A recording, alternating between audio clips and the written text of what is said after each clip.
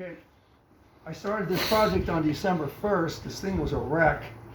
It came out of a guy up north of Seattle, and it had sat outside for quite a while. The injectors needed to be rebuilt. The glow plugs needed to be replaced. There was a lot of stuff that needed to be replaced. The alternator and V-belts and so on. And it's been a process. It was a diesel generator, but the diesel generator itself, the generator, was a pile of junk. And I pulled that apart, and we're going to salvage that somehow. Maybe just sell it for copper. But here, this is a Deutz diesel, 3-cylinder, air-cooled engine.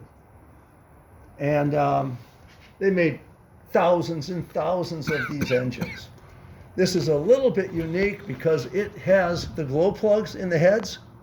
And so it's a 912W. The 912s didn't have the glow plugs. And every gasket that was critical needed to be replaced. And we just almost started. We've got an exhaust leak. And the exhaust leak is just going to have to be something that we have to deal with right now. It's coming out of this here. I have a gasket in there, but it's not big enough. We'll see. So let's see what happens.